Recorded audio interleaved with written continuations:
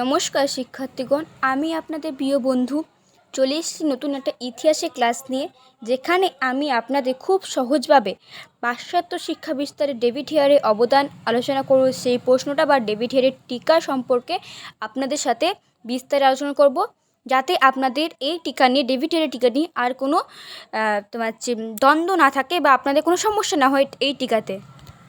যাই হোক, এবার আমরা শুরু করি আমাদের আজকের কার্যকলাপ। পাশ্চাত্য শিক্ষা বিস্তারে ডেভিড হেয়ারের ভূমিকা বা অবদান আলোচনা করো। ভূমিকা: 19 শতকে ভারতে পাশ্চাত্য শিক্ষা বিস্তারে বা প্রসারে যে সব খ্রিস্টান ব্যবসায়ীরা অগ্রণী ভূমিকা পালন করেছিলেন, তাদের মধ্যে অন্যতম ছিলেন ডেভিড হেয়ার। বাংলা তথা ভারতবর্ষ পাশ্চাত্য শিক্ষা বিস্তারে তার অবদান অনস্বীকার্য। মেন পয়েন্ট: পাশ্চাত্য শিক্ষা বিস্তারে ডেভিড হেয়ারের উদ্যোগ। সাব পয়েন্ট: কলেজ প্রতিষ্ঠায় ভূমিকা। ডেভিড হেয়ার কলকাতায় এক আধুনিক শিক্ষা প্রতিষ্ঠান স্থাপনের কথা চিন্তা করেন। অবশেষে সুপ্রিম কোর্টের প্রধান বিচারপতির সমর্থনে 1817 খ্রিস্টাব্দে কলকাতায় হিন্দু কলেজ প্রতিষ্ঠিত হয়। এই কলেজ প্রতিষ্ঠার পিছনে ডেভিড হেয়ারের সক্রিয় ভূমিকা ছিল।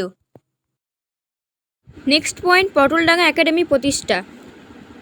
এদেশে শিক্ষা বিস্তারের জন্য ডেভিড হেয়ার 1817 খ্রিস্টাব্দে পটলডাঙ্গা একাডেমি প্রতিষ্ঠা করেন, যার বর্তমান নাম hair school.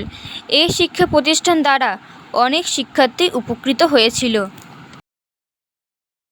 Next point: Kolkata school society স্থাপন। শিক্ষা প্রতিষ্ঠানের পর শিক্ষার্থীদের হাতে কম দামে ইংরেজি ও বাংলা ভাষায় ভালো পাঠ্য বই তুলে দেবার জন্য ডেভিড হেয়ার 1818 খ্রিস্টাব্দে ক্যালকাটা স্কুল সোসাইটি প্রতিষ্ঠা করেন। এর মাধ্যমে ভারতীয়দের মধ্যে খুব তাড়াতাড়ি শিক্ষার প্রসার ঘটে। নেক্সট পয়েন্ট: নারী শিক্ষা।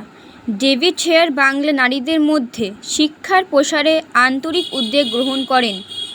মেয়েদের জন্য তিনি বেশ কয়েকটি স্কুল প্রতিষ্ঠা করেন ও তিনি নারী শিক্ষার পক্ষে এক সামাজিক আন্দোলন গড়ে তোলেন। নেক্সট পয়েন্ট: উপসংহার। ধর্মনিরপেক্ষ, যুক্তিবাদী ও স্বাধীন চিন্তাধারার অধিকারী ডেভিড হেয়ারের মূল লক্ষ্য ছিল প্রকৃত মানুষ তৈরি করা। পাশ্চাত্য শিক্ষা নিয়ে তার অবদান ভারতীয় ইতিহাসে অনেক গুরুত্বপূর্ণ, তাই তিনি আজও ইতিহাসে চিরস্মরণীয়। তো ভিউয়ার্স, আজকে কেমন লাগলো তোমাদের এই আলোচনা, প্লিজ কমেন্ট করে জানাও, আর আমাদের চ্যানেলটিকে সাবস্ক্রাইব করো। আবারও আলোচনা করব ইতিহাসে আর একটা নতুন বিষয় নিয়ে। ততদিন পর্যন্ত good bye, have a nice day.